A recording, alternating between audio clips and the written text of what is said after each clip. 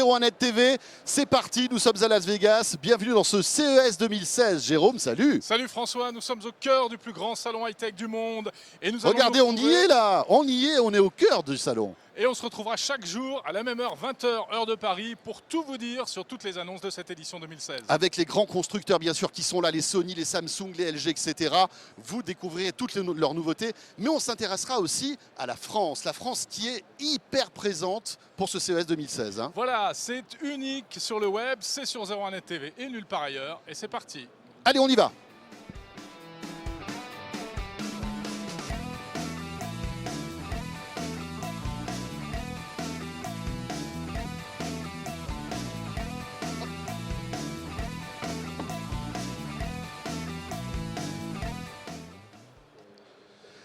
Et bien voilà, ça y est, on y est. Regardez le beau plateau qu'on a cette année, Jérôme. Où sommes-nous, François? Nous sommes sur le stand de La Poste. Voilà.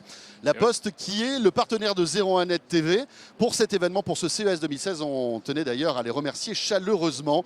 La Poste qui est là pour présenter beaucoup de nouveautés. La mutation de La Poste est en route, on en parlera tout à l'heure. Oui, parce que c'est un petit peu étonnant de trouver La Poste ici au CES, donc on aura besoin d'explications. Comment va se passer ce 01 Live spécial CES? Il va durer 1 heure, tenez-vous bien.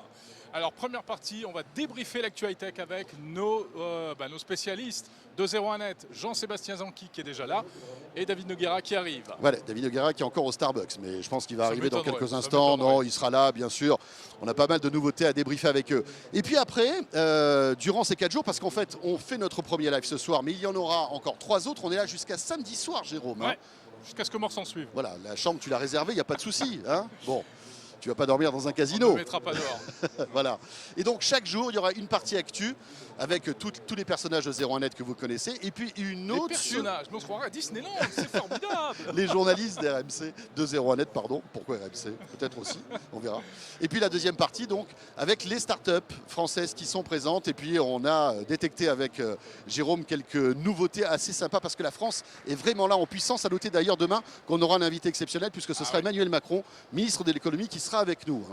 Exactement, donc vous allez voir du sérieux, du un peu plus léger. Comme d'habitude, vous pouvez interagir, c'est la magie du direct. Envoyez-nous vos commentaires, réactions, questions. Alors de préférence, et même, s'il vous plaît, uniquement sur Twitter, parce qu'on ne peut pas avoir les yeux partout. C'est ça. Hashtag 01live, hashtag 01live. Oui, parce que si vous nous regardez sur YouTube, vous êtes tenté de nous laisser des petits commentaires, mais hashtag 01live sur Twitter, ça sera plus simple pour nous de lire vos messages, vos questions. Si vous avez des interrogations, n'hésitez pas. Tout à l'heure, on va parler de La Poste, donc on va parler aussi d'une grande boîte aussi qui est en pleine transformation digitale, c'est Engie. Et puis on évoquera aussi le bâtiment connecté avec Legrand tout à l'heure. Voilà. Voilà. Eh bien, je crois qu'on peut commencer donc à débriefer un petit peu ces premières annonces, parce qu'il faut vous dire, donc, le CES ouvre officiellement aujourd'hui, le salon, mais depuis 2 jours, il y a déjà des festivités. Hein. Et hier, c'était la grande journée des conférences de presse. Salut Jean-Sébastien Zanqui. Bonjour à tous. Salut Jean-Sébastien. Alors oui, ça y est, hein, les grands constructeurs ont dégainé leurs conférences de presse. Oui. On a eu du LG, du Panasonic, du Sony, du Samsung, du Huawei aussi, qui a annoncé pas mal de nouveautés, on va en parler. Aussi. On débute par quoi? Qu'est-ce qui t'a marqué, Jean-Sébastien? Pourquoi pas Huawei? Allez, Huawei. C'est vrai que c'était assez impressionnant de voir un petit peu... Le géant chinois. Voilà, Huawei, comment il devient parle de plus en plus. Immense.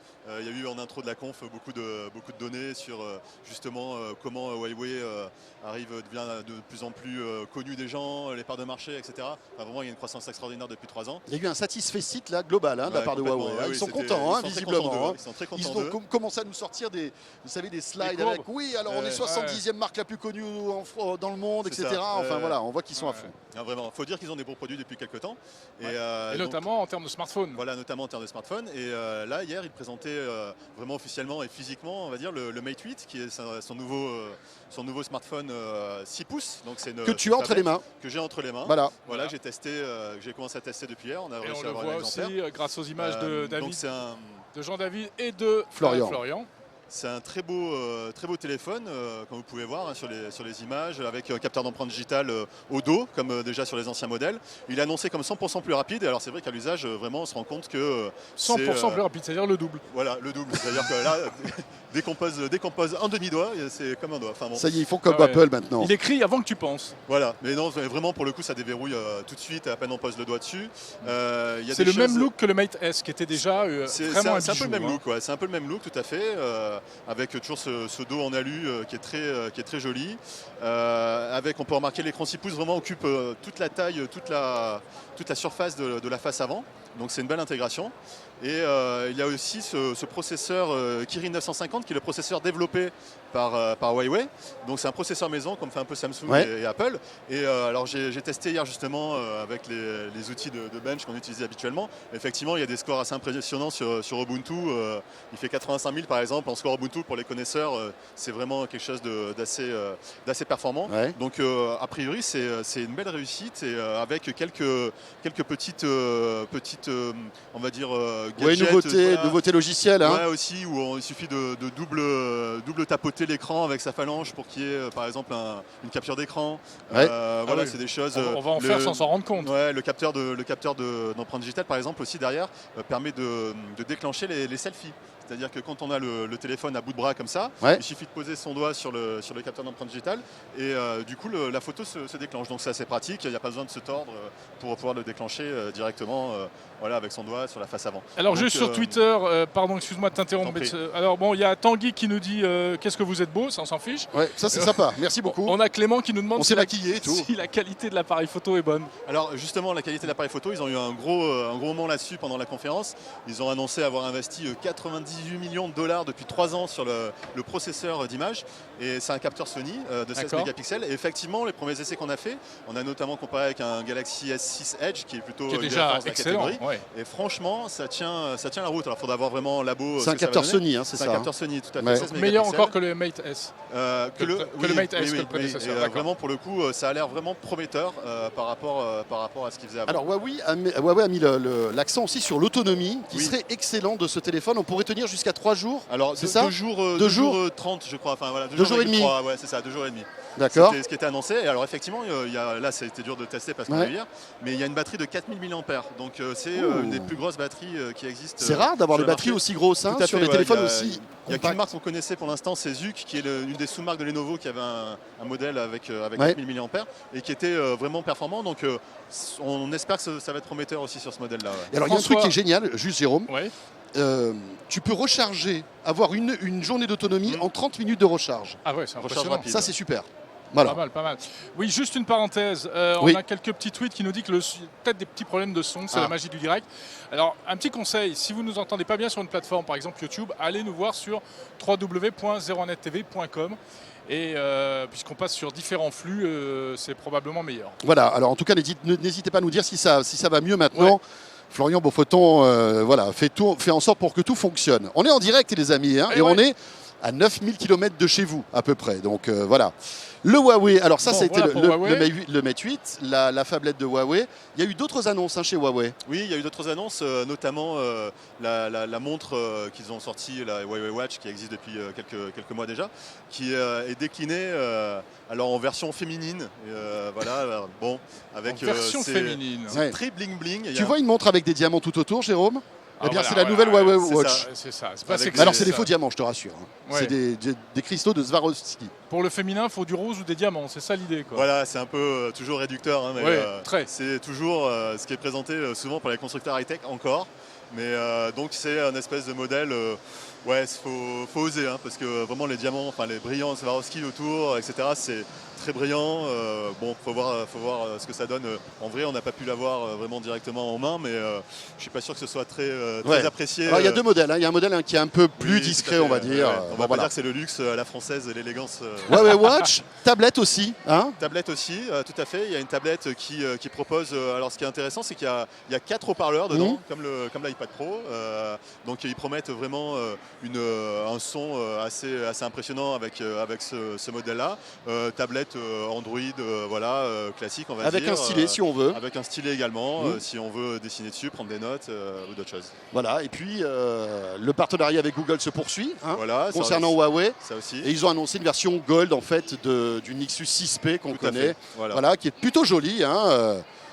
Il fait très Las Vegas, je suis d'accord. Là, on va jouer aux machines à sous avec le Nexus. Jérôme, ça passe on est au bien. top. On est dans le ton, tout à fait. Bon, t'as pas joué encore aux machines à sous? Non, mais en plus, tu sais bien, il n'y a que toi qui gagne, donc moi je ne joue plus. C'est pas vrai, ne l'écoutez pas, il va m'apporter la Shkomoun. Non. Bon, ça c'était pour Huawei. Oui. Alors, qu'est-ce qu'on a eu Pas mal de choses nouvelles. Qu'est-ce qu'il y a eu d'autre? Alors il y avait la conférence Samsung, voilà, où c'est toujours un petit peu... Samsung, une petite marque qui monte. Voilà. Il y a eu pas mal aussi de choses présentées chez Samsung, notamment du côté des téléviseurs. Voilà, il y a un gros focus en ce moment là sur le CES, sur l'Ultra HD, avec notamment le label Ultra HD Premium, qui sont des téléviseurs de grande diagonale, avec des systèmes donc 4K, HDR, pour avoir vraiment une grande plage de couleurs, etc. Mais surtout chez Samsung, l'intéressant c'était sa nouvelle interface. En fait, ils ont décliné sur leur téléviseur Tizen, qu'on retrouve déjà sur la Galaxy Gear S2, donc la montre connectée, mais là cette fois-ci sur un grand écran. C'est une manière un peu de s'affranchir d'Android TV en fait. Ça permet de garder la main sur le contenu par rapport à Android TV et de ne pas laisser les clés de la maison à Google. Voilà, exactement. Alors justement, la maison, tu as lâché le mot, c'est important parce qu'il y a eu véritablement l'idée de mettre la maison dans la télé. Hein. Tout à fait, il y a effectivement... ça va dur à faire rentrer parce qu'elles sont très fines maintenant. Surtout le frigo. Je résume. Mais effectivement, tous les téléviseurs UHD, Ultra HD de cette année, qui seront vendus cette année par Samsung, seront livrés avec une clé USB. C'est la SmartSync USB Extender, je crois, qui se branche donc sur le port USB du téléviseur et qui permet de connecter tous les objets connectés compatibles SmartSync. Il y a environ 200 références en ce moment sur le marché.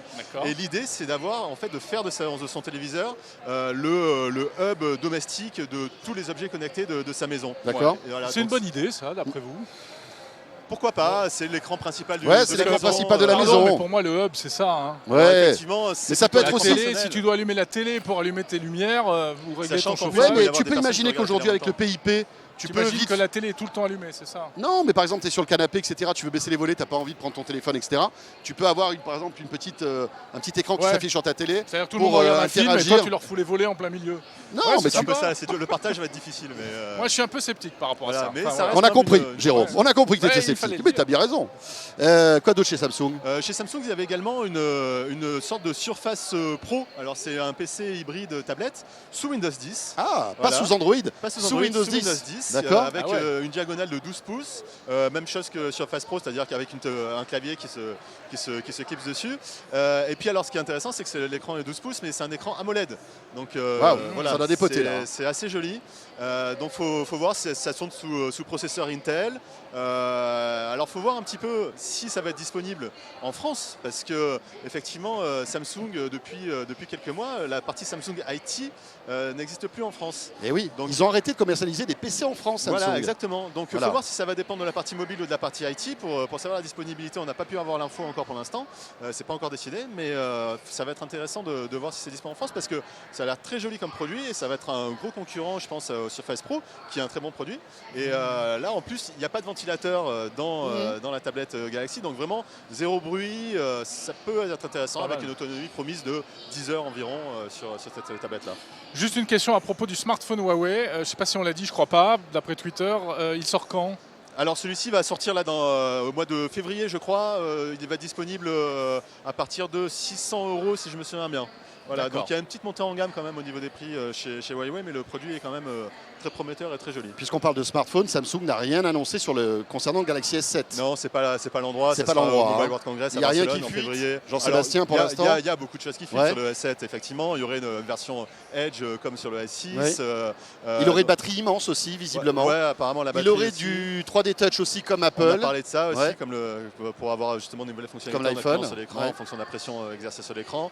Voilà, c'est encore des choses inconfirmées, mais ça va arriver là à la fin du mois de février. On aura le dernier mot de. Et oui, le Galaxy S7 sera annoncé, si tout va bien, ou juste avant ou pendant le Mobile World Congress. On y sera bien sûr à Barcelone.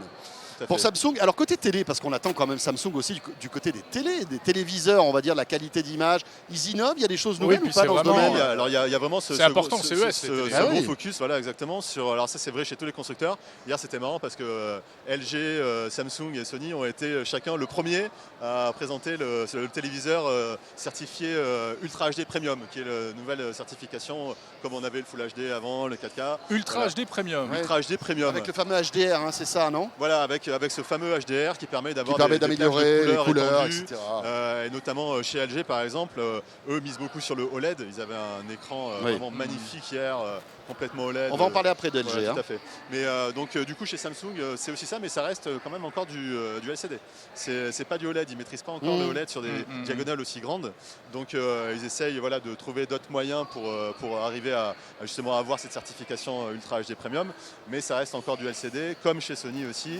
Voilà, c'est deux marques qui maîtrisent très bien ça. À noter pour tout vous dire qu'on va voir dans quelques heures Samsung. On va vous faire un petit reportage avec les nouveautés Samsung aussi. Hein. Bien sûr. Même si, encore une petite parenthèse un peu ronchon, moi j'ai l'impression que quand même les annonces de c'est le produits décalage horaire qui te rend ronchon. Non, pas du tout. Mais les smartphones, les télés, il n'y a vraiment pas de révolution, quoi. Non, c'est vrai. Non, c'est clair. Non, mais t'as raison. La continuité, mais c'est calme plat. Hein. Oui, c'est à chaque fois la tendance toujours plus, on va dire. Hein, écran plus grand, écran plus toujours beau, plus fin. Il y a ce téléviseur de LG hyper fin aussi. Hein. Oui, de signature. Alors, on va parler d'LG maintenant, qui a fait sa conf hier. Alors c'est intéressant parce que LG capitalise sur l'OLED, etc.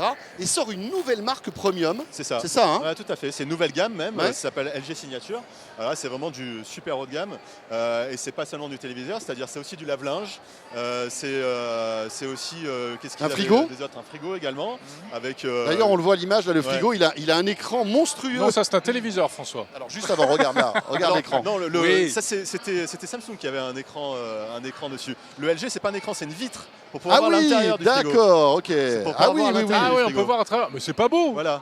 De voir les yaourts en train de moisir. De voir ce qu'on a dans notre frigo sans ouvrir la porte et sans avoir de déperdition d'énergie. Ah, économie d'énergie. Voilà, tout à fait. Et en fait, il suffit de mettre, comme sur le Huawei, de mettre deux petits coups avec son doigt sur l'écran. Et il s'allume pour que l'écran, sur la vitre, pour que la vitre ne soit plus teintée, soit transparente et qu'on puisse voir l'intérieur. Ah ouais, génial. Voilà. Donc c'est un petit truc, un petit gadget rigolo. On a mis l'oiseau 2201 sur Twitter qui nous dit de toute façon le HDR sur de l'OLED ça sert à rien parce que la qualité est tellement bonne sur l'OLED que sur le HDR les noirs sont tellement profonds que ne se justifie pas. Tout à fait. Très bien. Donc LG, la gamme signature. Il y a eu d'autres choses annoncées chez LG ou pas Chez LG, non, il y avait aussi un partenariat avec notamment Google. Alors dans le loto, ça c'est le grand truc. Tous les constructeurs parlent de loto. On va en parler dans un instant avec David. Et en même temps, LG, c'était très flou. On ne sait pas vraiment ce qu'ils présentent à part dire qu'on a un partenariat avec Google.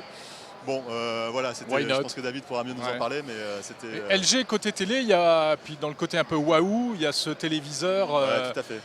immense en 8K. Hein. Ouais, alors c'est avec des diagonales de 77 pouces. 2,50 m de diagonale. Voilà, une finesse, surtout une finesse de l'écran OLED qui est de 2,57 mm. Donc je ne sais pas si vous voyez, c'est deux cartes bancaires, mises l'une sur l'autre. Incroyable. C'est magnifique. Et toute l'électronique. Tiens comme ça le téléviseur. Et il n'y a pas d'électronique collée derrière l'écran, elle est dans le socle. Donc vraiment l'écran est une feuille minuscule. Et 8K ça doit dépoter quand même. 8K ça doit bien dépoter. Bon, il faut les contenus qui vont avec. Il n'y a déjà pas de contenu en David Noguera, salut David. Comment ça va? J'ai réussi à rejoindre le stand. C'est immense. T'as vu? Ah ouais, non, mais c'est dingue. C'est un peu grand, oui. Vous vous rendez pas compte ici, parce que vous voyez pas tout, mais il y a un monde, c'est incroyable.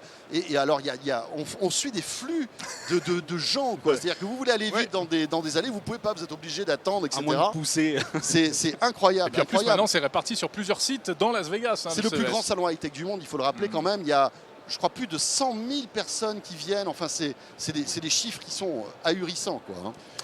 David. Bien, juste pour le téléviseur, si vous voulez l'acheter, le super téléviseur de LG dont on parlait. Le 8K là? Ouais, le 8K. Hein, il y a le prix ou pas? Ouais, il y a le prix. Vous savez?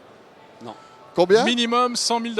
Oh, ça va. Il y a plein de casinos ici pour essayer de faire la main. Exactement. Bon, d'abord, il faut gagner.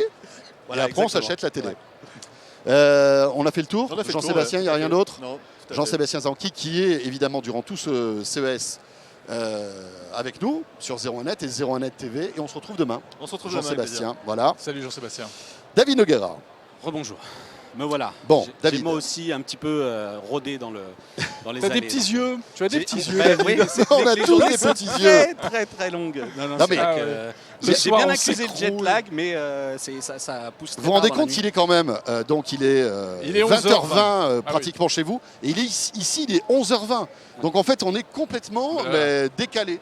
Voilà. Donc à 4h du matin, on s'envoie des SMS avec Jérôme, tout va bien, etc. Enfin bref. J'arrive pas à dormir. C'est un peu sport quand même, hein. Ouais, mais c'est sympa. C'est sympa quand même. Mais c'est très dense et très intéressant. C'est vraiment pas mal. Hashtag 01 Live. Je vous rappelle que comme nous sommes en direct, vous pouvez réagir avec nous sur Twitter.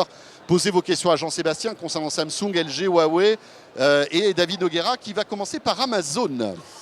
Amazon, avec oui, l'Echo. alors c'est effectivement Echo, Amazon, Ford, un C'est pas nouveau partenariat. ça, non? Alors si c'est que ça reste. Alors Echo, Ça c'est pas n'existe nouveau. pas en France. C'est l'enceinte d'Amazon qui en fait embarque l'intelligence artificielle, le Siri-like d'Amazon, qui s'appelle Alexa. Et ce qui est vraiment pas mal, c'est que Ford a fait une annonce hier pendant sa conférence où en fait ils ont développé une plateforme sur laquelle Amazon peut se greffer et donc on peut demander à Alexa un tas de choses, un tas de scénarios. Alexa, quel est le niveau de restant d'essence dans mon réservoir? Est-ce que tu peux m'ouvrir la porte du garage? Est-ce que tu peux me préchauffer l'habitacle de ma voiture? Donc c'est vraiment j'ai vraiment eu l'impression avec cette annonce qu'avec Amazon et Echo, la voiture, ça devient vraiment l'Internet des objets, ça rentre dans cet écosystème parce que Apple nous avait promis des choses avec HomeKit, on demanderait à Siri de piloter sa maison, ouvre-moi les volets, etc. Et puis c'est pas arrivé. Et puis là, cette Ford, elle va pouvoir, parce qu'on peut aussi demander à Alexa d'allumer la lumière, quand on arrive, de lui dire, donc effectivement, ouvre-moi ce garage et puis peut-être mets-moi à chauffer ma bouilloire. Donc il y a beaucoup de choses qui peuvent être possibles. Attends, parce qu'Alexa, elle est dans la maison. Alexa est dans la maison, Et mais la voiture est dans le connectée. garage. Mais la voiture est connectée. Elle est connectée. Donc Sync 3, la plateforme, leur système Donc de elle est tout le temps online, tout le temps en Wi-Fi. tout le la temps voiture. online. Ce qui est assez Wi-Fi en intéressant, 3G, c'est que Ford, qui a quand même créé cet outil de plateforme de développement open source, a été rejoint par Toyota et ils ont des discussions avec des marques françaises, PSA, Renault, pour venir finalement adopter ce système open source. Et ils auraient déjà 90 applications dans les tiroirs. C'est bien. Donc des applications qui peuvent interagir entre la voiture, la maison, ou la voiture et des applications. Par exemple, je peux conduire ma voiture et puis recevoir une notification sur Glimpse qui me dit ma fille est sortie plus tôt de l'école, elle est devant, est-ce que vous voulez aller la chercher? Voilà, donc il y a vraiment la voiture qui est dans le cloud, elle se balade. Et il y a beaucoup d'interactions possibles. Donc, Chérie, je peux pas venir te chercher, la voiture est dans le cloud. Voilà. Donc on ne sait pas trop quand elle viendra, mais bon, c'est T'as mis la sympa. voiture, elle est dans le cloud. Elle est dans le cloud, mais enfin. Elle est garée dans le cloud. toujours. Je l'ai garée dans le cloud. David, on parlait d'Echo. Il faut savoir qu'il y a une petite boîte française ici qui a passé un accord avec Amazon. Concernant Echo, c'est Tribi. Alors on en a parlé, Jérôme, de Tribi, ce petit appareil que vous collez sur le frigo avec lequel vous pouvez interagir. Alors vous pouvez écouter la musique, la radio, vous pouvez passer des coups de fil aux membres de votre famille. Et bien bientôt Tribi aux US, parce que ça va être distribué aux US, va être compatible avec Echo d'Amazon. Donc on pourra par exemple, poser des questions sans avoir le petit appareil d'Amazon directement à Tribi. Et c'est plutôt bien Tribi parce que sera connecté sur c'est une boîte sur la française, même plateforme, sur Alexa. c'est une petite start-up française qui a passé un accord avec le géant d'Amazon. C'est cool. Voilà, ça c'est très bien. Très bien. Quoi d'autre toujours sur une autre annonce assez originale de Ford, c'est le partenariat avec DJI, donc le fabricant de drones, parce qu'on le sait, Ford a une division de super 4x4, les Rangers, en l'occurrence là il s'agit d'un F-150. Qui consomme 50 litres au 100. Consomme ça, voilà, donc quand on paye le gallon 3 fois rien, ça un va. truc très COP 21 quoi. Ouais, exactement. C'est ça. Exactement. Parfait. Donc ils ont effectivement ces gros pick-up sur lesquels ils envisagent d'installer à l'arrière, donc les pick-up c'est ces véhicules avec des petites bennes, sur lesquels ils envisagent d'installer une plateforme de décollage pour le drone de DJI. Donc DJI a lancé cette fois-ci un programme Ta de voiture développeurs. devient un porte-drone en fait. Exactement, ça C'est devient ça un porte-drone. Alors Voilà. pour faire des plans de sa voiture, mais plutôt pour accéder à des zones sinistrées. C'est-à-dire qu'il y a eu une tempête, un tsunami. Finalement, on prend son gros SUV Ford, on se rapproche au plus près, puis on lance le drone. Alors le but, c'est de faire interagir en plus ça avec les systèmes de localisation, carte GPS, et d'envoyer directement des coordonnées au drone pour surveiller la zone. Voilà. Donc c'est pas pour tout le monde, si j'ai c'est bien pas pour tout compris. le monde, c'est encore un programme de développement. D'accord. C'est des choses pour les Nations Unies, pour les terrains un peu difficiles d'accès. Donc voilà, c'est un peu. Mais bon, pourquoi pas C'est un petit mariage entre le drone et la voiture. Voilà. Donc là-dessus. Il paraît que c'est impressionnant. Notre annonce Ford. C'est Tout assez ça, ouf. c'est assez dingue. Quoi d'autre? D'autres choses? Quoi d'autre? Je suis aussi allé ce matin. Alors, du coup, c'est plus compliqué parce qu'on n'a pas notre écran de retour, mais j'ai vu le concept car de Volkswagen, Buddy, leur minivan électrique. C'était l'annonce d'hier soir. Ils sont quand même. Enfin, c'est quand même assez gonflé. Ah ben, on la voit là. Oui. Alors, c'est quand même assez gonflé la part de Volkswagen, qui, on le sait, aux États-Unis a vécu quand même des moments un peu pénibles ces derniers mois, voire très compliqués. Et donc là, Volkswagen, pour essayer de se faire un peu pardonner, entre guillemets, arrive avec un véhicule totalement électrique. Totalement électrique. Comme ça, au moins, ils n'auront pas de problème de programmation, Pas autonome. de Ça devait être dans les consommation. tuyaux depuis un petit moment. Quoi. Alors c'est pas autonome, voilà. Ce qui est assez impressionnant, c'est ça, c'est ce qui est à l'intérieur. Donc j'ai eu la chance de me glisser au moment où une TV montait sur le podium, donc c'est plutôt pas mal. Et voilà, et donc il y a cette interface complètement numérique, et en fait elle réagit 100% à des commandes gestuelles. Donc en fait le conducteur fait des gestes dans l'air, attrape l'affichage qui est devant lui, glisse sur le côté et puis envoie comme ça différentes informations aux passagers, peut intervenir sur la voiture partie navigation. Minority Report. C'est la voiture effectivement Minority Report. Elle répond intégralement aux commandes sensitives. Elle peut, pour ouvrir la portière, il suffit en fait de passer la main devant un capteur, la porte s'ouvre. On a vu tout à l'heure la vue arrière de la voiture, en fait dans la partie basse du véhicule. Il y a un espèce, voilà, c'est ce qu'on voit en dessous, sous le body. Ouais. C'est un compartiment, ce qu'ils appellent une Dropbox, dans laquelle je peux me faire livrer mes colis Amazon. Oh non. Alors, Par drone. Par j'ai- drone, bien sûr. Mais le drone atterrit où là? Non, mais là, Autant le il drone peut atterrir atterrit sur la, du coup. sur la Il forme. n'atterrit pas, le coffre il y a- s'ouvre et le... alors, Voilà, vrai ça que- c'est bon. On cite Génial. Amazon, mais le but du jeu, en fait, c'est d'intervenir évidemment avec, pourquoi pas, la Poste qui viendrait nous déposer le colis au travail, puisque le but, c'est d'avoir un système d'identification RFID. Je pose un smartphone, j'autorise l'accès, et finalement, on vient et on pose le colis dans le coffre de la voiture. On se rend compte, David, que les constructeurs automobiles, depuis quelques années, mettent le carton sur le CES de Las Il y en a Vegas. beaucoup. Ouais. Parfois même, c'est même plus impressionnant que sur les salons auto traditionnels. Hein. Bah, c'est une vraie démo, surtout pour nous, c'est une vraie démo techno. Ils Ouais, sont là parce pour que- pousser la techno au maximum et montrer qu'ils sont là, qu'il y a des innovations. Bizarrement, il n'y a pas eu trop d'annonces autour de la voiture vraiment autonome pour l'instant. On sait que Hyundai, Mercedes a fait des demandes pour faire des démos ici à Las Vegas. Et puis finalement, j'ai posé la question, il n'y a rien qui circule. Donc bon, c'est un peu flou de ce côté-là. Du côté de Mercedes, il y a une petite conférence ce matin. Oui. J'ai eu l'impression qu'ils sont là pour être là, quoi. C'est-à-dire qu'on a des bribes d'informations sur leur future vitrine techno qui sera la classe E, mais encore pas grand-chose. Il va falloir patienter pour savoir vraiment vers quoi Mercedes se tourne. Merci David. Petite question tiens, pour Jean-Sébastien, parce que tu as assisté quand même à pas mal de conférences. On a Benfit qui nous demande si on n'a pas encore entendu parler ou vu de lecteur Blu-ray 4K. Est-ce que pendant les annonces que tu as, enfin les conférences de presse auxquelles tu as pu assister, on en a parlé? Oui, c'est Sony. c'est Sony qui Sony a qui parlé a de fait ça. des annonces. Tout à fait. D'accord. Parce que rappelons que Vous Panasonic... avez déjà évoqué l'an dernier, il me semble, non? Oui, alors à l'IFA, on avait l'IFA. Samsung avait présenté un lecteur Oui, Blu-ray ouais. 4K, mais il était vraiment bon dans un petit coin, etc. On ne savait même pas si c'était un vrai. Et puis rappelle-toi, l'année dernière, il y a un an tout pile, on avait un lecteur Blu-ray 4K Panasonic qui était présenté, mais en fait, on s'est rendu compte que c'était un fake. Oui. Et à l'intérieur, il y avait un disque dur qui tournait. Donc là, j'ai L'arnaque. l'impression que ça commence un peu à s'accélérer le Blu-ray 4K. On va en parler bien sûr dans les jours qui viennent, mais donc ça y est. Il y a aussi Sony... des partenariats avec la Fox et Warner Bros pour avoir justement des contenus Blu-ray 4K. Et notamment, il y avait pas mal de titres mis en avant comme Hunger Games ou Seul sur Mars, des choses comme ça. Donc ça commence à arriver aussi bien en contenu que donc, en lecteur. Du coup, voilà, on peut enfin profiter un peu de ces télé Ultra HD D'accord. sans savoir regarder Netflix par exemple, qui a un des rares à avoir des contenus 4K. Voilà. Parfait. Parfait. Merci beaucoup, messieurs. Merci de nous avoir Merci. débriefé toute l'actu pour cette première journée. On se retrouve donc demain. On refera le point sur les nouvelles annonces et puis tout ce que vous aurez pu voir aujourd'hui. Et évidemment, 01 Live continue, François. Oui, le 01 Live continue parce qu'après les nouveautés des grands constructeurs, des fabricants d'électronique, on va s'intéresser à la France. La France qui est venue en masse ici. Il y a pratiquement 200 startups qui sont là. On est sur le stand de la Poste et on a plein de choses à vous raconter parce que ça bouge du côté de notre pays, ici à Las Vegas, et on en parle tout de suite.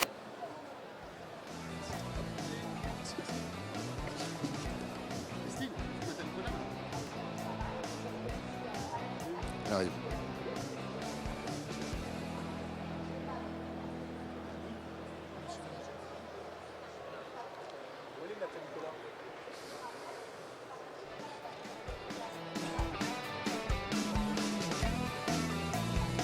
Ça va ?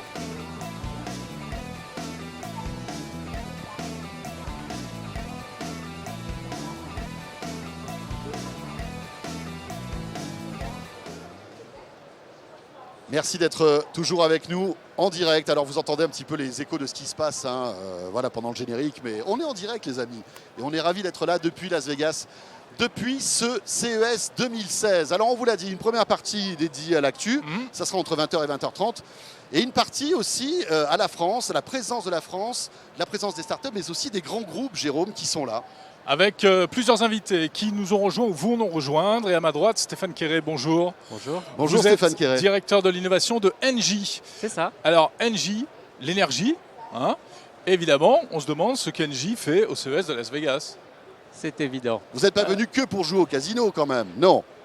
Un peu, mais Un peu. pas que. Vous savez, le monde de l'énergie est en pleine transformation. On parle beaucoup de la transition énergétique. On est en quelque chose de beaucoup plus fort qu'une simple transition. On va vers une énergie plus décentralisée, où chacun veut non seulement maîtriser sa consommation, mais son mode de production. Donc un mode de production à l'échelle d'une ville, d'une industrie, voire d'un particulier, Ouais. et souvent de plus en plus renouvelable. Donc il vous faut de la techno.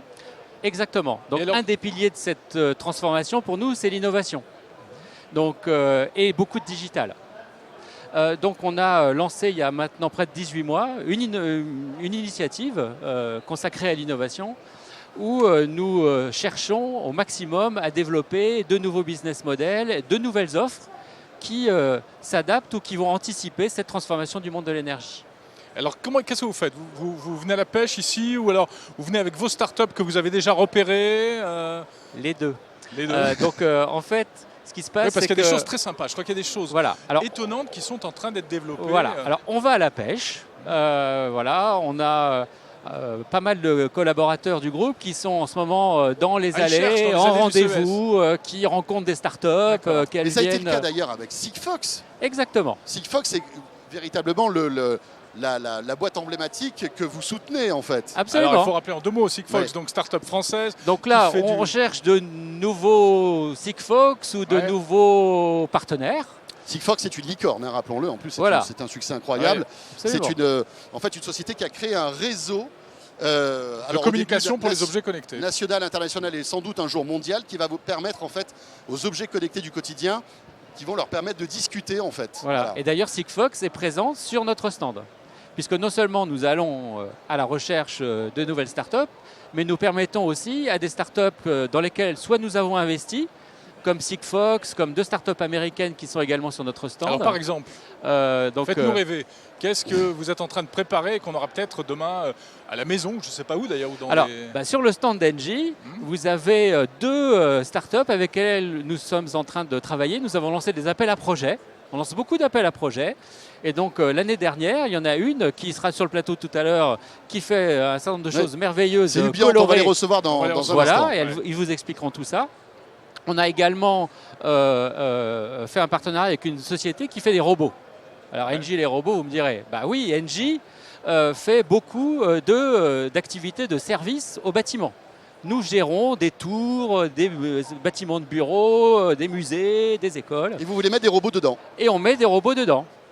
Et Ils font donc, quoi si vous passez sur notre stand, vous verrez un magnifique robot qui s'appelle Diawan, qui permet, en se promenant à travers les bureaux, de mesurer la qualité de l'air, de le purifier, et puis qui est une espèce de nouveau hub ambulant pour tout un tas d'applications qui permettront en temps réel de savoir ce qui se passe, comment se passe la vie au bureau et les différents paramètres. Bon, il ne va pas surveiller les collaborateurs qui travaillent moins que d'autres, quand Bien même. sûr. Stéphane, rassurez-moi. Mais bien sûr que non. Non, d'accord, Bien j'ai sûr eu que peur. non. J'ai eu peur. Ne vous inquiétez pas. Stéphane, on va recevoir dans quelques instants justement une startup que vous soutenez. Il s'agit d'Ubiant. Absolument. Vous allez voir, c'est génial. Ça vous permet de monitorer la consommation électrique en temps réel de votre maison. Stéphane, Vrai merci service beaucoup. pratique. Merci beaucoup. Alors, autre grand groupe qui entame sa mutation numérique et qui est ici présent à Las Vegas.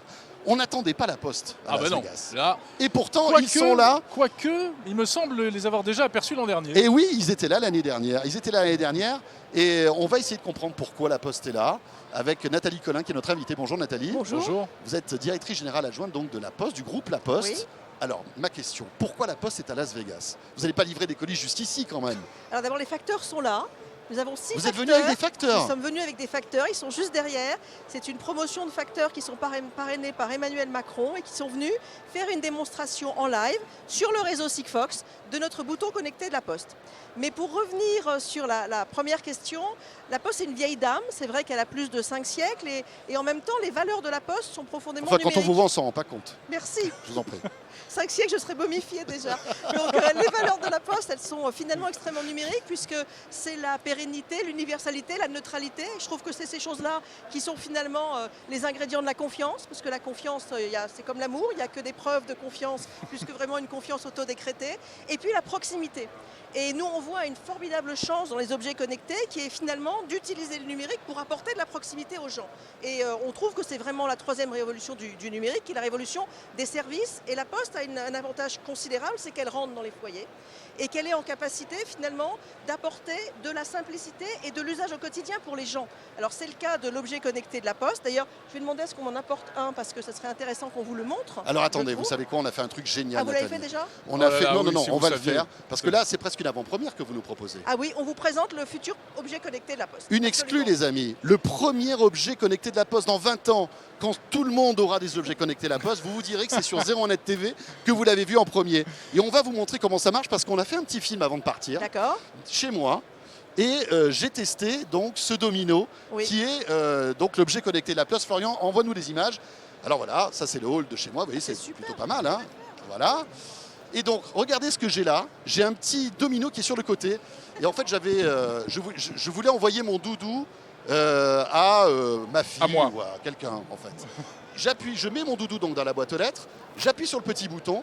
Et à partir de ce moment-là, expliquez-moi ce qui se passe, Nathalie. Alors, à partir de ce moment-là, c'est très simple. Ça signifie aux facteurs qu'ils doivent venir chercher un objet. Donc, on n'a plus qu'à valider sur son application le fait que l'adresse à laquelle on veut envoyer l'objet, parce que c'est quand même un tout petit peu le minimum. Évidemment, on a un compte dans lequel on a un moyen de paiement. Et le facteur vient. Alors voilà, là, on voit bien la personne Voilà. qui est en train de valider à qui elle veut envoyer l'objet. C'est tout ce qu'on fait.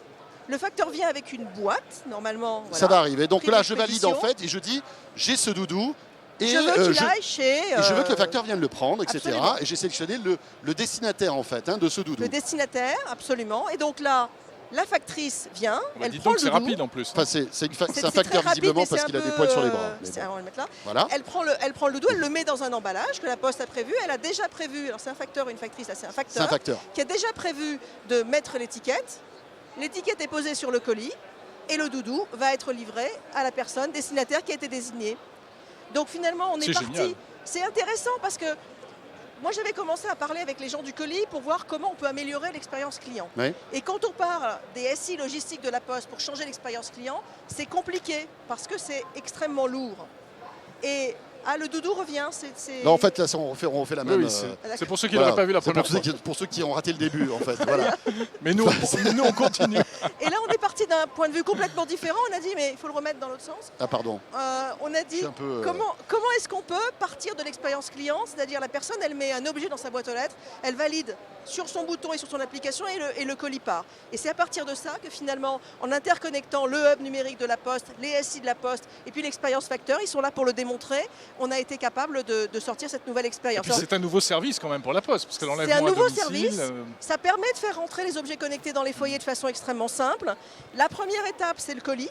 La deuxième étape, ce seront les services des facteurs, c'est-à-dire une interaction avec le bouton qui va rentrer dans le domicile des gens. Il va être blanc et il va permettre une interaction de SAV, une interaction avec une plateforme, par exemple. j'aurai un bouton blanc, j'appuie, un facteur qui vient m'aider à... Alors, j'aurai un C'est bouton génial. blanc, j'appuie, Et où ça plutôt une factrice déclenche. pour Qu'est-ce lui, qui si se c'est passe possible, Où à ça choisir. déclenche un appel. Moi, je suis assez féministe, donc je ne viendrai pas sur ce terrain-là. Non, mais cela dit, Non, non, c'est pas du normal. Où ça À choisir. déclenche. Vous moi, j'ai préfériez un avoir un facteur chez vous qui vienne que non. répondrai pas à D'accord, cette d'accord, Non, non, d'accord. moi mon facteur est un Je homme, il voulais est pas très vous, je sympa. voulais pas vous blesser, attention. Où ça C'était- déclenche un retour d'appel de SAV, où ça déclenche un retour d'appel de plateforme d'assistance, par exemple, qui permet de voir quel est le problème de la personne. Et dans ce cadre-là, on peut aussi dire, ma grand-mère, par exemple, a des problèmes, j'ai envie qu'elle ait une visite du facteur 2 fois, 3 fois par semaine. Je vous rappelle que quand on a eu la canicule, on a eu une demande, par exemple, du gouvernement de faire boire les personnes âgées. Le lendemain, les facteurs faisaient boire toutes les personnes âgées en France. Parce que, et là, C'est tout ça la Poste. C'est alors heureusement ou malheureusement, c'est souvent le dernier lien de certaines personnes Oui. âgées. 90 000 facteurs connectés, ils ont tous un Factéo, donc un smartphone. C'est ce qui permet de faire tout cela quand même. Donc vous voulez dire que la Poste est déjà prête à répondre à ces nouvelles demandes, à ces nouveaux métiers. Ça fonctionne. La démonstration qui est derrière, elle est live sur un réseau Sigfox interne au CES. Et notre objectif, et je profite d'avoir Engie en face de moi pour le dire, parce que je suis un peu opportuniste, c'est de donner ce service également pour nos partenaires. C'est-à-dire que nous, on se voit comme un opérateur universel des échanges. C'est-à-dire qu'on est neutre, on est universel, on veut utiliser tous les types de connectivité. Aujourd'hui, Sigfox, demain Laura et les autres également, et connecter tous les objets, ce qui permet d'avoir une vraie portabilité pour la personne et ce qui permet de développer ces interactions pour tous les autres prestataires de services comme Engie par exemple. Nathalie, il y a plein de questions sur Twitter, hashtag 01live pour vous. Attention, elles sont gentilles, il n'y a pas de problème. À quand la boîte aux lettres connectée vraiment ? Ça, c'est Lucien qui nous pose cette question. Est-ce qu'on peut imaginer une vraie boîte aux lettres connectée ? Je trouve que le bouton, c'est une boîte aux lettres connectée. Mais par exemple, je ne sais pas, moi j'ai un recommandé qui m'arrive, bim, je reçois un petit message sur mon téléphone en me disant, voilà, vous avez un recommandé qui vient d'arriver, vous pouvez aller chercher à votre bureau de poste, par exemple, ou des choses comme ça. C'est assez facile parce qu'on le fait déjà sur Colissimo. Donc le fait d'envoyer un message pour dire que vous pouvez aller chercher mais c'est pas suffisant comme expérience client. Ce qui est vraiment intéressant, c'est de pouvoir éviter aux gens qui veulent se déplacer de se déplacer. Et donc là, on est en train de réfléchir à comment, mais on n'est pas prêt là-dessus, mais comment on pourrait éventuellement scanner des courriers pour les gens, etc. Mais là-dessus, c'est pas des offres qui sont encore prêtes. On est sur le bouton. Il y a une autre question concernant l'enlèvement des colis, question très pratique. C'est payant ? Combien ça coûte ? Alors aujourd'hui, le fait de faire prendre son colis à domicile ou de faire un retour depuis sa boîte aux lettres chez soi n'est pas plus cher que l'affranchissement normal. Donc ça, on le sait puisqu'on l'a déjà développé. C'est le même prix que si j'allais au bureau de poste. C'est le même prix. Ce qu'on n'a pas encore déterminé, c'est la politique tarifaire vis-à-vis du bouton connecté parce qu'il a un coût. Et donc ça, on va d'abord le tester comme on fait en général sur un département avec des vrais facteurs et des vrais clients. Et une fois qu'on verra quel est le bénéfice pour les différentes cibles, parce que les pros n'ont pas le même usage que les particuliers, les entreprises non plus, on déterminera cette politique. Mais aujourd'hui, le fait de faire prendre son colis à domicile est le même prix, c'est l'affranchissement. Un mot aussi sur toutes les autres startups que vous accueillez ici. Oui. Vous en avez combien là ? Alors on a on a la chance d'être une entreprise très territoriale. Donc on a des directeurs régionaux dans tous les territoires. Et donc on a travaillé avec finalement 5 grandes régions françaises. Et chaque bureau est une cellule de veille en fait de l'ingéniosité de chaque région. Et puis on a toute une structure territoriale. Je veux dire aujourd'hui on a vraiment une structure adaptée aux régions. Et donc on a fait remonter 100 startups avec lesquelles on travaille et qui posent toutes leurs offres sur le hub numérique. Et puis sur ces 100 startups, on a dit on va en emmener une quinzaine à Las Vegas qui sont dans tous les sujets. Il y a de la purification de l'air, il y a de la gestion de places de parking, il y a de l'énergie également. Et donc elles sont là, elles ont posé leurs offres sur le hub et elles travaillent avec nos partenaires, donc qui sont aujourd'hui Legrand, Malakoff, Médéric, Atoll, les opticiens et BNP Paribas Real Estate, donc qui fait écho à ce que vous disiez tout à l'heure. Et tout le monde travaille, nous on croit beaucoup à l'écosystème qui fait travailler des grands groupes, un prestataire finalement de plateforme universelle comme la Poste et des startups.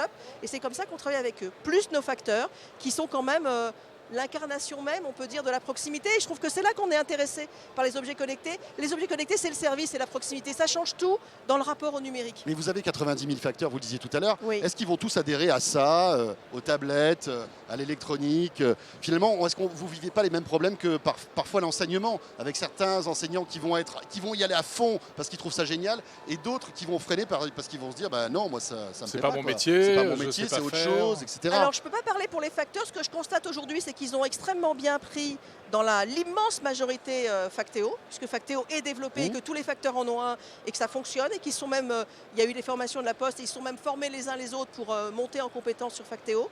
Les facteurs à la Poste, d'abord, ils aiment la Poste et puis ils s'y voient comme y vivant toute leur carrière et donc ils ont besoin aussi qu'on leur apporte des nouveaux services. Et d'ailleurs, ce bouton connecté, quand il sera à l'intérieur du domicile, il sera porteur de tous les nouveaux services du facteur et donc globalement, ils adhèrent plutôt. Vous trouverez toujours un facteur qui n'adhère pas sur 90 000. Mais c'est aussi une manière, j'imagine, c'est aussi une manière un peu de compenser une perte de trafic sur notamment les lettres, etc. de la Poste. C'est une manière d'utiliser ce qu'est la Poste, c'est-à-dire l'universalité, la neutralité, la pérennité, la proximité dans le numérique, au service finalement de la modernisation globalement de la vie quotidienne des gens. Stéphane Quéré, la bonne nouvelle, c'est que ce petit domino fonctionnera sous Sigfox dans certaines conditions. Voilà. Je suis très contente de mon domino. Bien le jeu de la Poste. Il y en aura plein dans les bâtiments Engie alors. Vous avez vu, il va falloir Écoutez, on reviendra l'an prochain pour dire qu'on en est à notre 250 millième domino chez La Poste. L'idée pour vous, c'est d'être là, de faire un grand coup de com cette année ou d'être là l'année prochaine et dans les années qui viennent à Las Vegas? Alors d'abord, c'est pas un coup de com pour nous parce qu'on vient avec des vrais partenaires, des vrais services qui sont en train d'être sortis et on l'a montré puisqu'on a déjà équipé de 90 000 facteurs, qu'on a déjà l'expédition en boîte aux lettres, donc ça existe. La Poste n'est pas tellement dans les coups de com, elle est plutôt dans la preuve et qu'on est venu avec 15 startups et puis 100 startups derrière qui ont posé leurs services sur le... Bon, on voit que vous travaillez votre image, que vous êtes en train de la changer, Star Wars pour les fêtes de fin d'année, voilà, les colis qui ont été livrés le dimanche juste avant les fêtes de fin d'année, vous changez cette image. Mais notre image, elle est formidable parce qu'on doit être... je pense que le facteur est le deuxième personnage préféré des Français. Donc notre image, elle est formidable. Il faut simplement qu'elle s'adapte au progrès. Et c'est pour nous une opportunité formidable que les objets connectés, parce que ça colle complètement avec la Poste, c'est apporter de la proximité avec du numérique au domicile des gens. C'est pareil pour vous d'ailleurs. Merci beaucoup. En même temps votre slogan. Merci Nathalie. Merci à vous. Et merci de nous accueillir ici. Avec voilà. plaisir. On a un vrai beau studio télé au top. Oui. Et on sera là Merci jusqu'à pour votre samedi. hospitalité. Tiens, j'en profite pour saluer Merci mon beaucoup. facteur que j'adore, qui s'appelle Jean-Marc. Et je sais qu'il nous regarde en plus. Tu connais le prénom de ton facteur? Bien sûr. Ah ben moi je Il connais est pas le fan prénom de de mon 01net facteur. TV. C'est vrai en Ouais. plus. Salut Jean-Marc. Bon, on salue tous les facteurs qui nous regardent. On essaiera là, parce qu'on est là pendant 4 jours, d'en avoir un qui nous fasse un petit coucou sur ce plateau. Écoutez, avec plaisir, il y en a 6 qui sont venus. Ils seront demain rencontrés par le ministre Emmanuel Macron, qui est le parrain de leur promotion. Donc ils seront tous sur le stand demain après-midi. Parfait. Merci beaucoup Nathalie. Merci Nathalie Collin. Voilà, comme on est en direct, Stéphane, on va retrouver notre invité Ubiante. Je ne sais pas où il est. Il est là. Eh bien voilà. Bonjour, il est arrivé. Regardez. Il suffit que tu te retournes. Il suffit que je me retourne Hop, et il arrive. C'est magnifique. Bonjour. Donc, Emmanuel Olivier, vous êtes avec un petit appareil étonnant. Regardez, il est là. Ça s'appelle le Lumignon, Le Il est Lumignon. très joli. qui a eu C'est un mignon, hein, CES Très joli. Award. Ouais. Et en plus, avec le CES Awards, vous Ouais, avez donc 7 ans. reçu une récompense pour ce produit Ubiante. Bon, alors il faut que vous nous disiez. Oui, parce à que là, quoi- on qu'il dirait fait une antenne Wi-Fi. Exactement. Un peu. Mais c'est pas ça. Ah, ça peut, pourquoi pas, tiens, c'est une idée.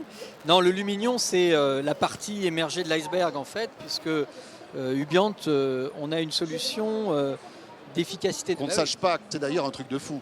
On consomme, je dois quand Les même vous shampoings. l'avouer. Moi, ça m'arrive rarement. Les sèche-cheveux. Le sèche-cheveux. Le sèche-cheveux. Donc là, d'un coup, on va savoir dans la maison qu'il y a une surconsommation électrique parce que l'appareil va changer de couleur. Voilà, là je sais pas si on les voit, il y a des petits points qui apparaissent de temps en Oui, temps. on Je les sais voit pas, on les derrière. les je sais Ouais, pas mais si on- Les regarde, petits points, c'est une jauge. on a un retour, je ne sais pas si ça se voit Ouais, bien ouais, ouais, on voit véritablement. pas très Ouais, il y a un bien. peu- c'est un peu Ouais. sur. Voilà, c'est un peu surexposé. surexposé. Ouais. Mais bon, pour nous, on a des petits points qui sont le temps réel. Et la Ouais. jauge, c'est plutôt le moyen terme. Ça ne change pas tous les 3 minutes parce que vous avez allumé votre aspirateur. Évidemment, ça vous l'indiquera Ah, c'est- sur une jauge progressivement. D'accord. C'est du semi-temps réel Voilà. alors. C'est-à-dire qu'il faut qu'il y ait un- la jauge, elle est en réel. La jauge Ouais. est en réel. Mais les par couleurs contre, ça sert à rien de le faire varier de couleurs tous les 3 Ah minutes. non, on va devenir fou. Voilà, ce que vous voulez voir, c'est Ouais. des tendances à long terme. Ouais. On Alors, n'allumera avec même plus le four après. Avec votre appli, vous paramétrez sortira les ce cheveux que vous mouillés. voulez voir. Oui. Et donc, l'idée fondamentale, c'est d'abord d'informer pour la sobriété. Voilà, les voitures hybrides, si on reprend l'exemple des voitures, vous économisez 50% d'énergie quand vous faites attention, à peine 15% quand vous ne faites pas attention. Ça sera pareil dans les maisons. Ça sort quand et à quel prix? Ça sort fin de l'année. Emmanuel. Le pack qui comprendra le Lumignon, une petite passerelle et le RL sera entre 150 et 199. On n'a pas encore calé complètement le prix. Tout ça est en partenariat avec Engie, puisque au-delà de simplement de l'économie Voyez, d'énergie, Bravo Stéphane. Alors là, il y a franchement, les c'est un super services, truc. Hein. il y a les services. Et une fois qu'on a fait rentrer des capteurs, Ouais. on peut faire une multiplicité de services. Et là, on a fait un partenariat avec MyVirtuose, qui est une plateforme de services du bâtiment, et sur lequel cette solution va être interfacée. Et c'est ça qui est intéressant. Merci beaucoup Emmanuel. On vous souhaite plein de bonnes choses pour ce produit. Franchement, alors tu vois, moi j'ai vraiment très envie de le tester et de voir comment ça fonctionne. C'est une très bonne idée. Voilà. Effectivement. On va enfin savoir ce qu'on consomme. Et puis on pourra même faire la course entre Non, mais il y a, voilà. chez François, chez moi. Exactement. Et puis il y a un côté ludique aussi. On peut s'amuser Enfin, ça en va famille. bien nous culpabiliser. Faut que ce soit ça. Et voilà. Et voilà. Ça risque de bien nous culpabiliser. On peut, aussi, on de peut temps en imaginer temps. une Non, baisse de parce la que- facture de combien, Stéphane, avec ce genre de système? Vous avez une idée ou pas? On va voir ce que ça donne. On sait que nous qui gérons pas mal de bâtiments, Ouais. de bureaux, que le comportement des habitants est un facteur absolument clé qui peut faire varier la facture jusqu'à plus de 20% ou moins 20%. Donc on pense qu'avec ce système qui non seulement permet de connecter un certain nombre d'objets, mais aussi d'avertir les occupants Ouais. qu'il y a un souci, on peut avoir des gains substantiels d'énergie pour nos 20%, clients. c'est jouable. Ça pourrait être jouable, 20%. On va voir, mais Attendez, si vous payez 1 500 € d'électricité, enfin, voilà. C'est intéressant. C'est quand même pas mal. Merci à tous les deux. Merci Merci à beaucoup. vous de nous avoir reçus. merci. Et on va rester dans la maison, Jérôme, Oui, maintenant, on va avec rester dans la notre maison. dernier invité et Benoît Coquart qui va nous rejoindre. On est en direct, les amis. C'est pas grave, vous pouvez partir comme ça. Et Benoît nous rejoint. Benoît Coquart, qui est le directeur général messieurs. France de Legrand. De Legrand, exactement. Legrand qui est Bonjour. présent ici aussi. Legrand qui est présent pour la 2e année consécutive. Donc on est. Alors Legrand, c'est. Alors oui, il faut rappeler un petit peu donc le grand spécialiste de l'électricité et de tous les équipements électriques. Ça va Tout à fait. quoi, de la prise électrique jusqu'à à l'interrupteur, enfin il y a plein de choses. Prise électrique, on a 80 familles de produits. Donc Ah oui. les plus connus, c'est évidemment prise interrupteur, mais on a également un certain En nombre de général, on produits voit à usage marquer plutôt ça professionnel. dans toutes les maisons, Alors, sur les on est interrupteurs. probablement l'un des produits que vous touchez Oui. le plus fréquemment dans une journée, que ce soit chez vous ou au bureau. Mais au-delà de ces produits très connus comme les interrupteurs, on a des produits peut-être plus techniques, des gros disjoncteurs, de l'éclairage de sécurité, des transformateurs, etc. etc. Voilà. Et on est un groupe. Et vous êtes dans combien de pays? On est présent physiquement avec nos propres bureaux dans plus de 80 pays et on fait des ventes dans à peu près 160 pays. On fait 4,5 milliards d'euros de chiffre d'affaires. Et c'est une vraie boîte française. Enfin voilà. Et c'est une société française implantée à Limoges, Ouais, l'une des rares sociétés du CAC 40 qui a son siège social en province et on est très incroyable. fiers. Donc vous vivez à Limoges? Je vis personnellement à Limoges. C'est- Ouais, je suis fréquemment en déplacement. Côté parce avion, que le Limoges, grand- Las Vegas, ça va pas être évident. Hein. Oui, enfin la partie la plus compliquée, c'est plutôt C'est-à-dire les François vols Sorel, dès que c'est au-delà du périphérique, au- si vous voulez, au sein c'est des c'est un États-Unis. univers un peu C'est un inconnu. peu hein. compliqué, voilà, c'est ça. On a l'habitude chez Legrand, comme on est présent dans beaucoup de pays, de Alors, votre- voyager au quotidien. Votre métier évolue aussi, Tout à fait. voilà, avec aujourd'hui les objets connectés, le très haut débit, etc. Comment un constructeur comme Legrand s'accapare tout ça, toutes ces innovations, en fait? Alors, nous, on a lancé l'année dernière un programme qui s'appelle Elliot. Alors, c'est nos communicants qui ont trouvé le terme. On leur avait demandé de trouver un terme qui soit pas trop techno et plutôt humain. Donc, ils ont trouvé ce petit jeu de mots entre électricité et IoT. Et Ah oui, pas mal. Voilà, EL, IoT, IoT, Internet of Elliot. Things. Elliot est un prénom plutôt sympathique parce qu'on voulait convaincre les gens que les produits connectés, y compris dans le bâtiment, ça pouvait être facile d'usage, simple à poser, simple à installer, simple à utiliser, etc. Et dans ce programme, on a en fait pour objectif de connecter de plus en plus de familles de produits. Alors, vous allez vous dire, c'est quand même bizarre, à quoi ça sert un interrupteur connecté? Ou à quoi ça sert un porté connecté? Ben, ça sert à beaucoup de choses. Je vais prendre un exemple. Nous, on trouve pas ça bizarre. Hein. Oui, François et Mais moi, peut-être que certains de vos éditeurs le trouvent. sans peut-être. doute. On va prendre un exemple très simple, le portier. Alors le portier, c'est vous êtes chez vous, quelqu'un sonne, vous avez un poste intérieur, vous voyez qui arrive, vous ouvrez le portail, ou vous ouvrez pas si jamais c'est quelqu'un que vous ne voulez pas voir chez vous, et la personne rentre. Ça, c'est un produit qui est au catalogue Legrand depuis des années. Ce qui est beaucoup plus sympa, c'est la personne sonne à l'extérieur et vous êtes à 800 km de là, parce que vous êtes par exemple dans votre maison de campagne, et vous avez sur votre smartphone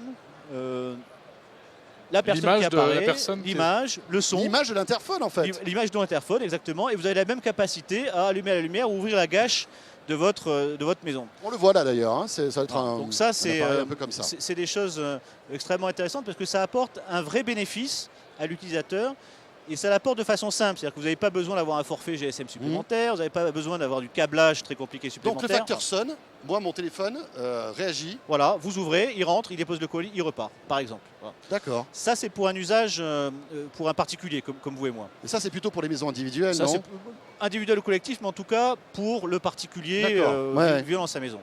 Bon, mais on a également une conviction, c'est que l'IoT, ça va également irriguer tout ce qui est usage professionnel. Il y a un chiffre qu'on ne connaît pas nécessairement beaucoup, qui est que 60% des produits connectés sont à usage professionnel, sont du B2B, et pas du B2C. Et en B2B, le bénéfice qu'apporte un produit connecté est aussi fort. Alors, je vais prendre un deuxième exemple, ce qu'on appelle les blocs d'éclairage de sécurité. Et c'est des blocs verts que vous avez en France. Ils sont plutôt rouges aux États-Unis, mais ils sont verts en France, et qui permettent de guider les gens vers la sortie Oui. si jamais il y a un feu. C'est une obligation réglementaire d'avoir un bloc. Bon, et vous avez dans beaucoup de bâtiments des parcs de 20, 30, 40, 50 blocs qui sont aujourd'hui pas connectés. Alors, c'est quoi le problème d'un bloc pas connecté? C'est la maintenance. C'est-à-dire que vous devez avoir un service maintenance qui va passer bloc par bloc Et oui, pour vérifier la batterie, si ça marche, la LED, est-ce qu'elle marche, est-ce qu'elle etc. marche pas. Donc c'est une plaie sans nom. Avec un bloc connecté, vous faites la même chose, mais sur votre iPad, vous avez un état en temps réel du bloc, de toutes de les, tous les blocs, et vous d'issus savez de que le secours. bloc 18 D'accord. il faut changer la batterie et que le bloc 27, il faut changer la LED. Mais donc c'est connecté. C'est connecté. Alors ça existait déjà dans les grands bâtiments tertiaires, Ouais. avec des technologies un peu anciennes, mais économiquement, ce n'était pas viable pour les petits bâtiments, justement les petits parcs de 20, 30, 40 blocs. Avec un bloc connecté, ça devient économiquement intéressant d'avoir le même bénéfice pour un petit magasin, une école, voilà. Donc là aussi, c'est un bénéfice tangible, évident, d'avoir un produit connecté. Et Benoît Coquard, concernant on va dire le grand public, quelles sont les innovations que vous pouvez apporter? Vous nous avez parlé du portier connecté. Qu'est-ce qu'il y a d'autre qui pourrait arriver On a un programme, on a dit qu'on avait 20 familles de produits qui étaient aujourd'hui connectées et qu'on voulait passer à 40. Donc on va doubler le nombre de familles connectées. Et si vous voulez mon sentiment, je pense même qu'on va aller au-delà de ce chiffre-là. L'objectif qu'on s'est fixé en interne, c'est de 20 à 40. Donc on a un programme sur 2016, 2017, 2018 de lancement régulier de produits. Alors le portier et le bloc d'éclairage de sécurité dont on a parlé, ça arrive cette année, Ouais. en milieu d'année. D'ores et déjà, on a un produit qui s'appelle My Home Play qui permet de façon très simple de faire des scénarios d'éclairage et de volets roulants. On va avoir le carillon connecté. Donc je sonne, ça prend une photo du visiteur, ça l'envoie sur mon smartphone. On a une idée des prix de tous ces produits Alors les prix, et du c'est- surcoût que ça peut c'est représenter par rapport à un effectivement, produit traditionnel. toujours un petit peu plus cher que le produit standard. Ouais. Mais vous, en tant qu'utilisateur, vous n'êtes pas choqué qu'un smartphone, je vois que vous en avez un très beau sous les yeux, qu'un smartphone coûte un petit peu plus cher que le téléphone à la papa où il n'y avait pas d'image, pas d'écran, etc. Mais Je c'est me la sers même plus chose. souvent de mon smartphone que de mon Ouais, interphone voilà, c'est ça, l'interphone. Peut-être que de votre interrupteur, je ne suis pas sûr. Mais Certes. donc oui, il y a un surcoût, ça dépend de la famille de produits, ça dépend de la technologie qu'on y incorpore, des le protocoles qu'on y portier met. qu'on peut interroger à distance, par exemple. Des produits type portier, bloc, etc., on est sur des prix qui vont être 20, 30, 40% plus chers qu'un portier traditionnel. Et ça se C'est connecte au l'ordre de Wi-Fi à la box de la maison. Ça se connecte Wi-Fi à la box de la maison. C'est l'intérêt, c'est-à-dire que Ouais, alors il c'est faut qu'il y ait pas de vous n'avez pas de problème câblage de nouveau, vous n'avez pas réseau, besoin de tirer des câbles pour faire passer Ouais. de l'IP, vous n'avez pas besoin de forfait GSM supplémentaire, ça se connecte directement à la box Encore Wi-Fi de la faut-il maison. qu'on capte la box de la maison. Ouais. Si par exemple on est une maison individuelle et que le portier, par exemple, est sur la rue ou des choses comme ça, non? Ça marche? J'imagine que vous avez des Oui, tests ouais, comme ça là-dessus. il n'y a pas de Peut-être même de que le problème. CPL peut avoir un sens, non? Peut-être dans- que le CPL peut avoir, mais il n'y a pas de problème technique fort dans les bâtiments maîtrisez type tout ça, en résidentiel. C'est des choses qui sont bien connues et bien maîtrisées. Parfait. Merci Très Benoît Coquard. Merci à vous, bonne suite de CES, messieurs. Merci, vous aussi. Merci, très bientôt. merci d'avoir répondu à nos questions. Et donc le bâtiment connecté est en marche. Merci Bâtiment connecté, beaucoup. t'en marches. Merci. Bon, Jérôme, Voilà, François. ça fait 1 heure qu'on est ensemble, les amis. Et c'était un plaisir. Et c'est un vrai plaisir. Et c'est pas terminé parce que en fait ce CES de Las Vegas, vous le suivez pratiquement minute par minute sur 01net.com, sur 01net TV avec des reportages qu'on vous livre entre guillemets régulièrement tout au long de la journée. Et puis à on se fait. retrouve demain, Jérôme. On sera se là retrouve demain demain. entre 20h et 21h. À la même heure, et effectivement, pour un nouveau live d'1 heure pour débriefer ce CES 2015, ce sera comme ça jusqu'à samedi. Alors merci beaucoup de nous avoir suivis. Alors juste une chose demain, invité exceptionnel, hein, Oui. Jérôme. Nous Emmanuel aurons Macron. le ministre de l'économie, Emmanuel Macron, qui est une véritable star du gouvernement aujourd'hui. On peut le dire, Surtout hein. ici à Las Vegas, on parle beaucoup de lui, c'est vrai, dans les allées, notamment là où il y a toutes les startups françaises. Emmanuel Macron répondra à nos questions et puis voilà, on évoquera tous les sujets liés à l'électronique grand public de ce CES. Avec plein d'autres invités. Portez-vous bien. Merci de nous avoir suivis Merci pendant cette heure. beaucoup, merci beaucoup François. Il faut les remercier à Florian Beaufreton et Jean-David Duhart qui font un boulot super ici à Las Vegas et qui nous ont permis de réaliser ce live. Voilà, on remercie aussi la Poste de nous avoir si gentiment accueillis. On sera là demain d'ailleurs sur le stand de la Poste. Portez-vous bien. À demain. Salut à tous, bonne soirée.